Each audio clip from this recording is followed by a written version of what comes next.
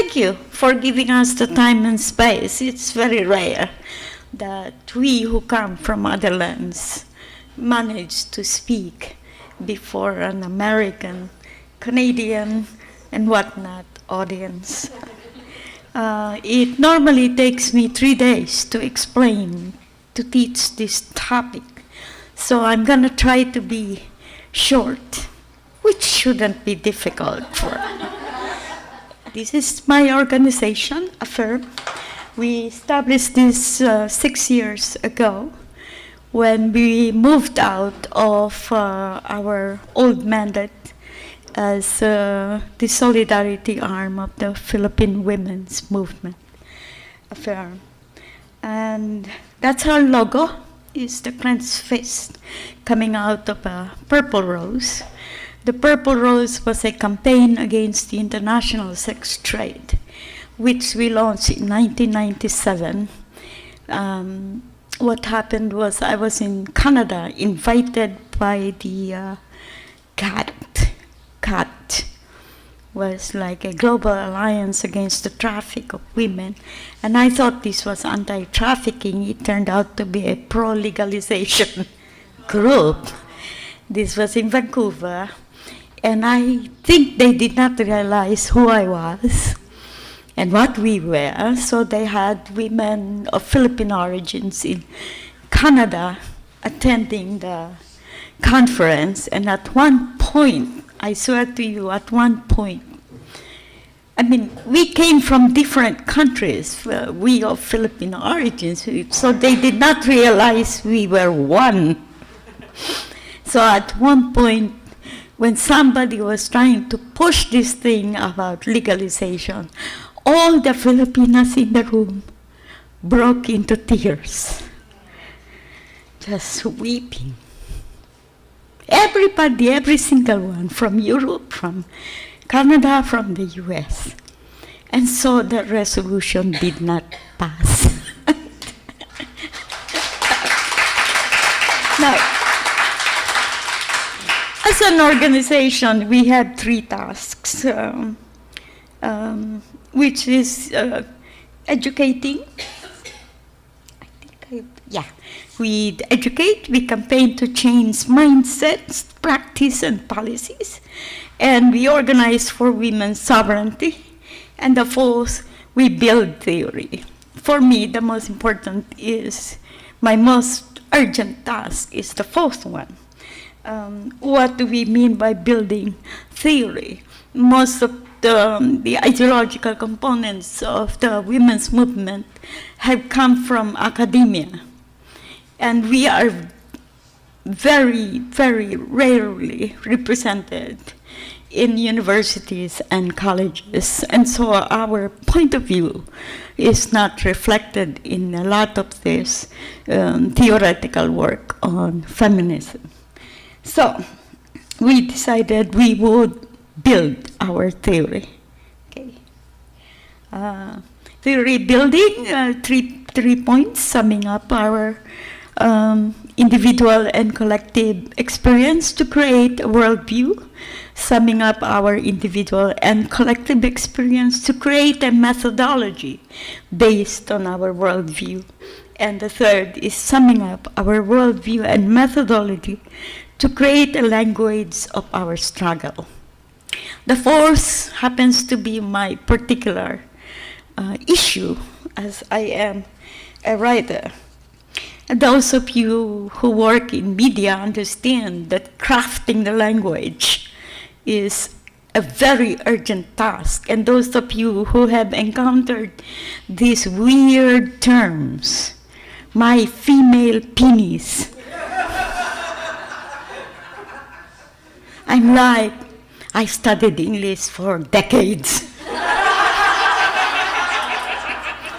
To be confronted by something like this. Yeah. I'm like, I was talking to a Filipina who's lesbian. And she was like, I said, really, you have to get into this thing because they're proposing stuff like a female penis. And she said, no. What is that? had no idea how malleable the language has become, Anyway, so these terms, while we may have a common language, we may use certain common terms. The reality is that our understanding of these terms are common only very superficially.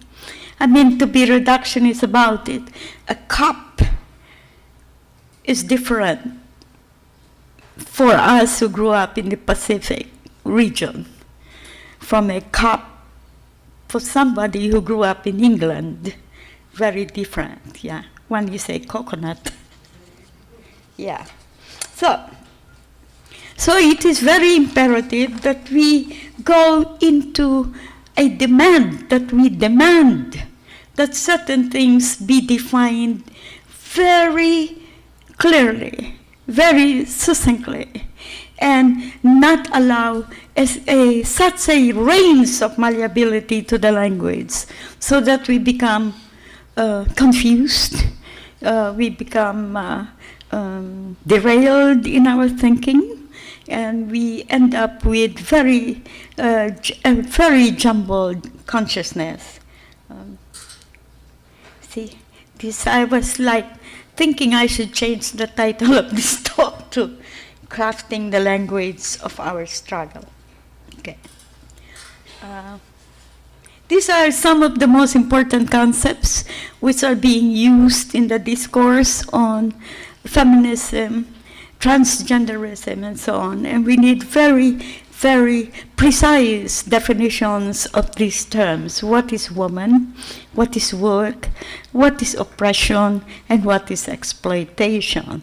And I say this because I just finished reading the statement by the Democratic Socialist Alliance on SESTA.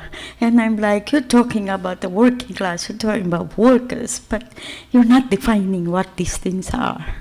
Yeah? There's something wrong with the way you use these terms. Okay? Now, we are familiar how these words have become very amorphous in the current discourse on gender and sex.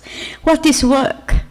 Is hiring labor, purchasing labor, equivalent to purchasing the use of a body? That's the first question. If the purpose of work is to create that which can meet a need, is sexual pleasure a need?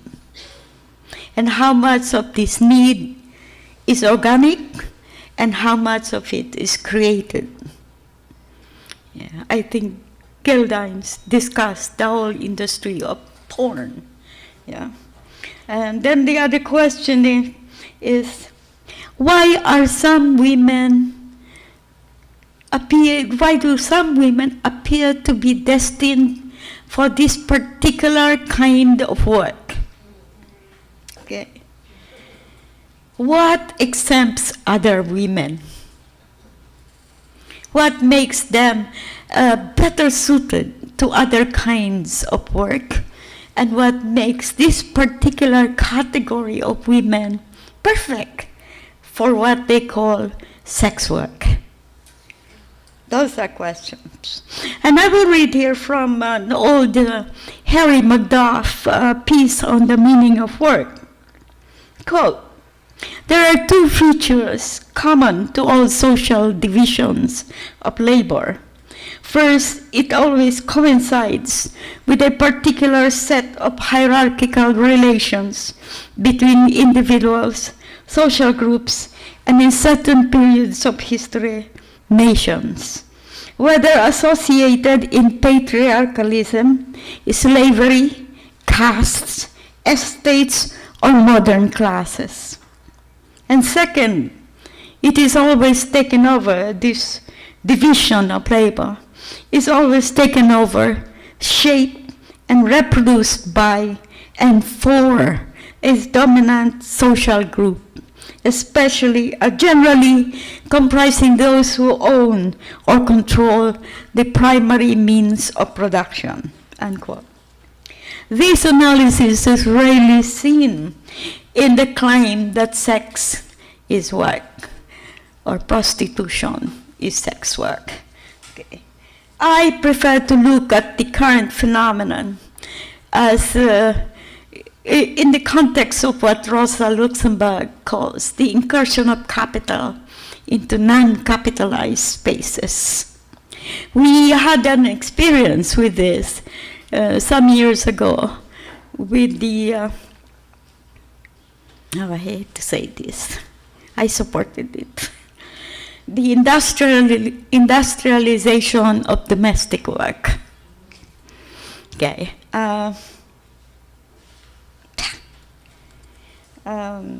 After 20 years, almost 20 years, after the International Labour Organization declared that household work was domestic work and could be treated as work in factories is treated. We just had 3 women die in the Middle East this week. We still do not have the guarantees, for other kinds of work applied to domestic work. This, for the 2030 sustainable development declared by ILO, they said that decent work was really required for such a sustainable development. But what is decent work? This is how they defined it: safe working conditions. Okay. Now, 20 years after they declared household work as a profession, we are still seeing every day a huge degree of abuse of our women. And I will tell the International Labour Organization, and this is where I stand, there is no work in the service of patriarchy for women which is safe. Ipso facto, across the board. This is not even debatable.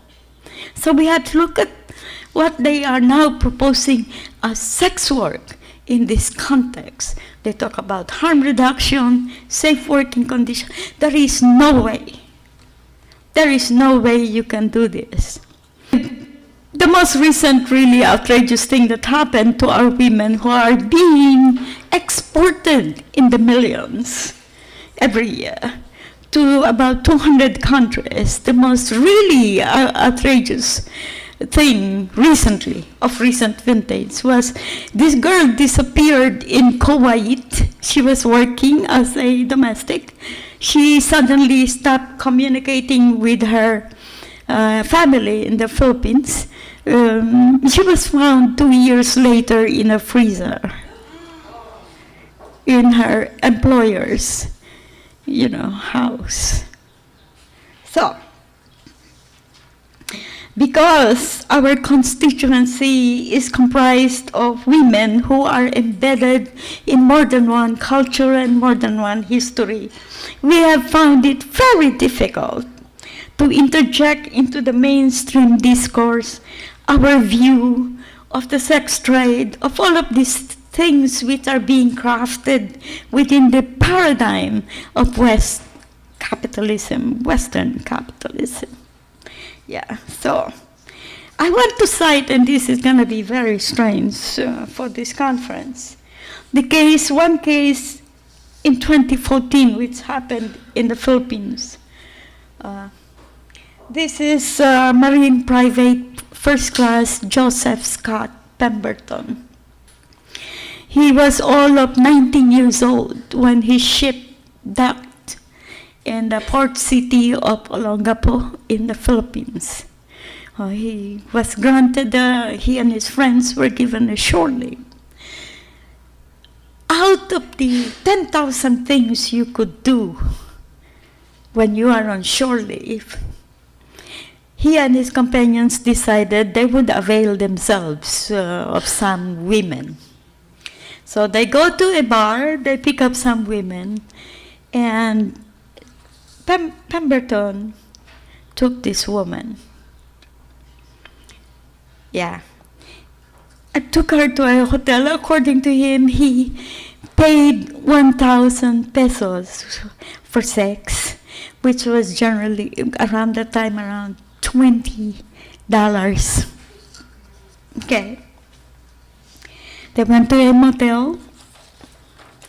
She gave him a blowjob. And then when they were going to have sex, he discovered she was a trans woman. Pre-op. So he killed her and left her body with her head in the toilet bowl. Okay. Now for us Filipinos, we were like, how could he not have known? Because we would know. We would know. How could he not? But of course, we were like, what? But there was a whole year of really outraged discussion in the Philippines, as to how trans women should conduct themselves, should they pass, it's dangerous, blah, blah, blah. To the, what about geopolitics, these Americans come in their ships and they create trouble for all of us. I was quite engaged in that discourse. But there were certain truths which were not touched upon, and this made me very unhappy. The first thing is, for many societies, the sex trade was a construct of colonization, of occupation, of imperialism. And it is designed to cater primarily to a white male population. Okay. The second is, for many societies, the gender binary system was a component of the sex trade, a component of occupation, a component of colonization and imperialism. As a system of gender-based exploitation could not exist without this thesis-antithesis, system. And without a hierarchy of genders. A hierarchy cannot be established without the designation of who is dominant and who is not. Okay. Unfortunately or fortunately, my culture, the native one, there is no such thing as the dominance of genders. We had 5. Okay. So, if you look at the terms that we use for prostitute in my language, you will see all the indications of colonialism and occupation and violence. See, puta from Spanish. We had the term puto, but it meant, dessert. Yeah. Nothing to do with sex at all, or gender. Our language is not genderized, okay? And then you have pom-pom, which came during the American occupation. It was the pom-pom of the cheerleaders, yeah. And then recently, the newest one is pok-pok to hammer. You can see the progression of violence, yeah. Now, basically, we had 5 genders. Here are the 5. I'm very sorry about the translation for binabae and binalalaki, because these are really not accurate translations. It's hard to convey it in English. Okay, and so the thing is that we would never say in those times that a trans woman is a woman. We would say a trans woman is a trans woman. A trans man is a trans man. These are distinctions. Yeah. And they are totally separate from the materiality of the body. These are not sex. These are genders. They have social roles in our society. They had functions within our native societies. Okay. So it is quite difficult to engage in the debate on sex work, on transgenderism, because we find it very difficult to explain how we would say trans women are women and yet not women. You know? It's hard to say that. Yeah. But then it's also very difficult for us to understand the concept of a female penis. Yeah.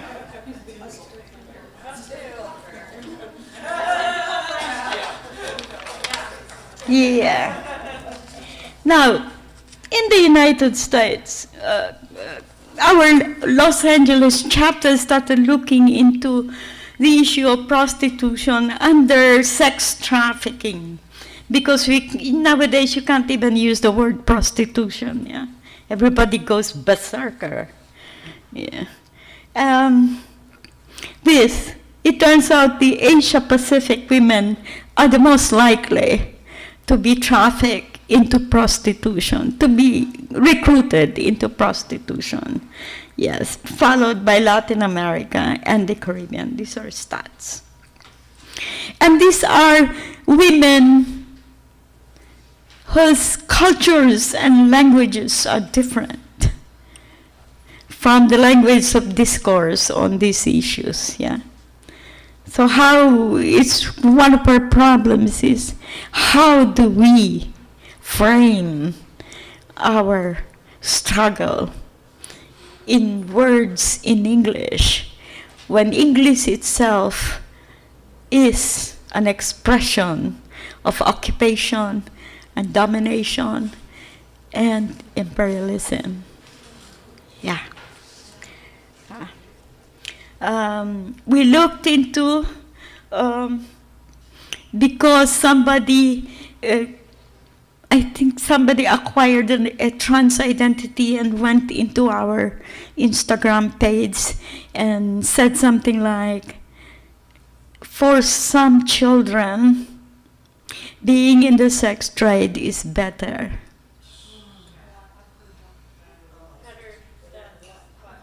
And I said, ask them to look up Peter Scully.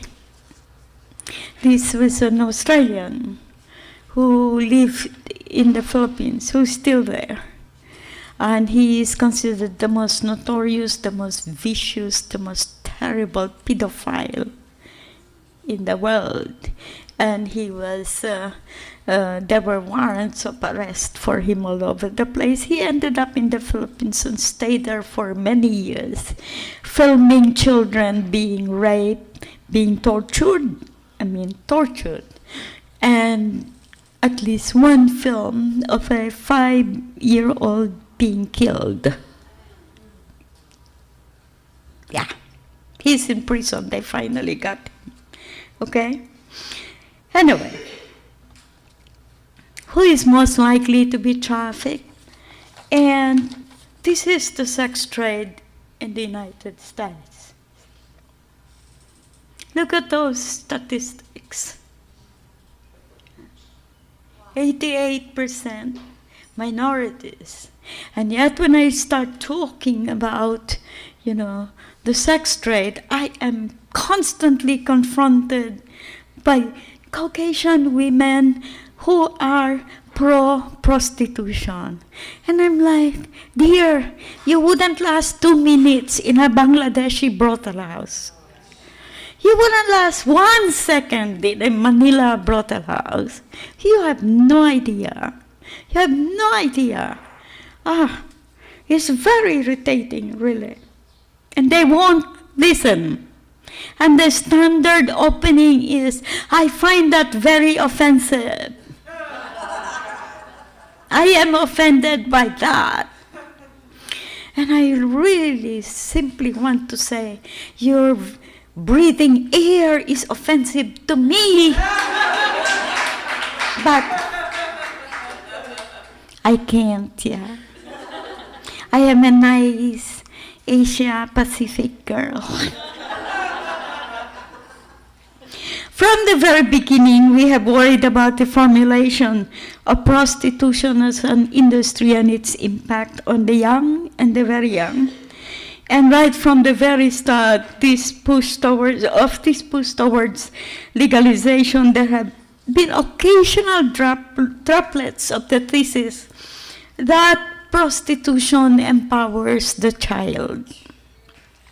I saw this in an anthology that was done by the Indian pro-sex work women way back in the 1990s,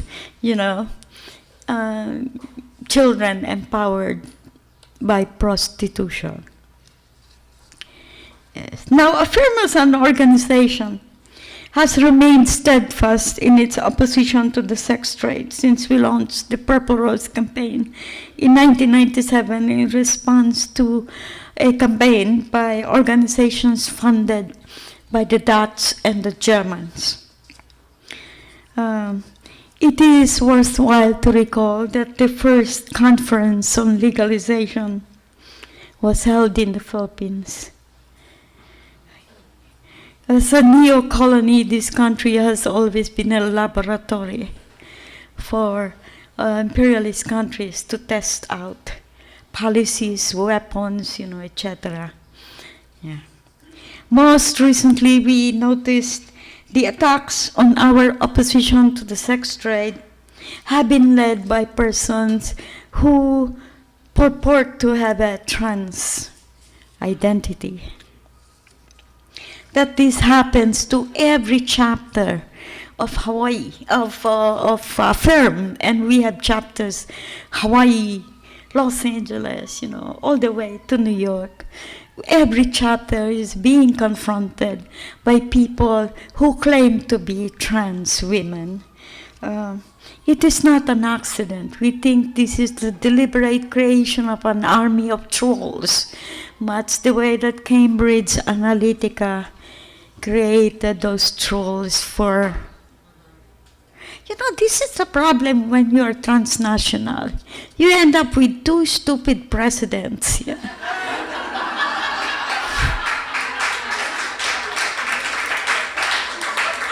Two! Please, just one! One is enough. Anyway, so there is this deliberate, and the sex trade is big money. This one, the trafficking to the United States alone is something like $900 billion. Yeah. Okay. So we have formulated a series of questions for our discourse. One is very important. One must not conflate the decision to enter the sex trade with a choice.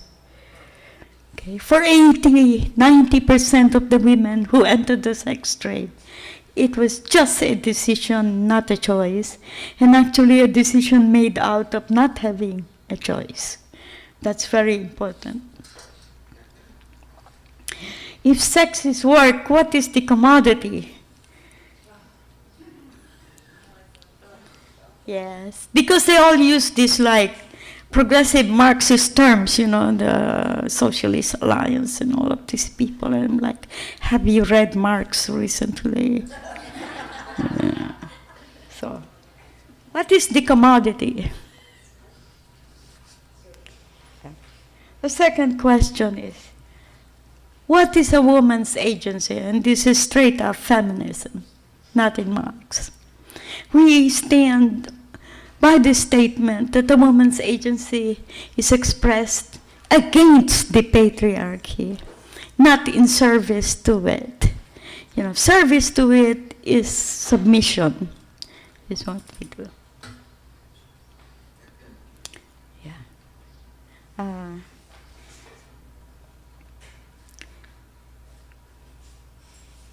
Now, one of the most violated rights of women the world over, including the United States and Canada, is the right to walk away, to exit. something that is not good for one's psychological and physical well-being. This is Keisha. Do you know her? She couldn't even walk away from a simple contract, despite the fact that she said, the producer raped me. I want to walk away. No, the court said you can't walk away from the contract. You have to produce music for this guy who you say raped you. Can't walk away. And sometimes walking away requires really doing something terrible. You know her. 16 years old, trafficked into prostitution. She killed one client. And she's sentenced to how many years? I think she gets out of prison when she's 69. Yeah. So, if sex is work, do we have the right to walk away from it? We don't even have the right to walk out of marriage. Yeah, like 50% to 70% of, I think I have it here, of those who are killed in domestic violence incidents occur at this moment when the woman is trying to walk away. And so we as an organization have decided to look at this. I think we will emphasize in our opposition to the sex trade the right to walk away, so that we can propose, we can demand actually programs for exit. Programs for exit, alternative employment, training, etc., whatever, to help the woman leave this system of exploitation. Okay. It is our urgent task, my urgent task as an organizer is to look for strategy and tactics to combat this institutionalization or of an informal economic enterprise. It's industrialization and the entry of big capital into it. That's one.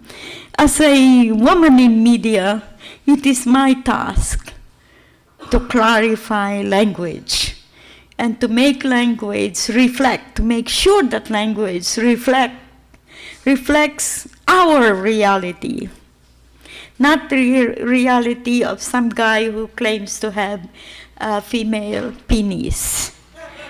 Okay, thank you. I think I will end here.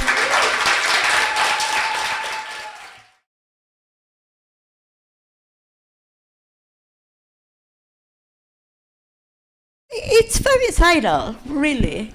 And not only because it kills the women's spirit, it kills women. The lifespan of somebody in prostitution is very, very short. Very short. I knew a high-end call girl in Manhattan. Oh, very high-end. $1,000 a night. This was many years ago. But she said she had to take pills before she could go on a job. She would take dope. Yeah. And she was living on the Central Park West, a kind of really ritzy place. Yeah. Very far cry from the streetwalker person. But she was getting killed. She had to take drugs to be able to cope with the job.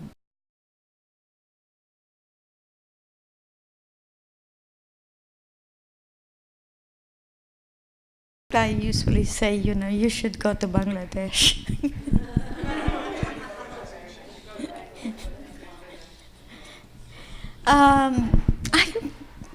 What do we say to such people? You say, it is racist to wish such indignity and humiliation and exploitation upon a person of color, particularly a woman of color. Yeah. I work with some people on child prostitution in Manila. They're dead by the age of 20. Yeah. I'm often given the example that all work is exploitation, and that men in particular are exploited for their bodies. Right. Well, right. Coal miners, firefighters, bridge builders, dam builders, that kind of thing. So how do you respond to that and put sex work into context? Actually, I had a debate with somebody who wrote seminal text on class politics, women and class politics. Anyway, this is one point. Yeah, the whole thing is a system of exploitation. We actually urge entire nations to revolt against this system of exploitation. Why are we asking the women to accept it? That's number one. And number two, why are we enabling capital to define what should be work for women?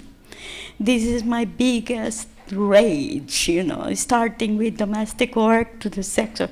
I knew I should have been more opposed to that concept of domestic work. I knew it was gonna lead to sex work. Yeah. But that is the thing, it's like, but the women need the job, need the money, etc. And so we accept capital defining what should be of benefit to us. And we shouldn't. Yeah. So that's usually my response. I said, I will accept it as work if you take the same position that we take with regards to the proletariat. With regards to the what? Proletariat. Yeah, we should go into revolution, yeah.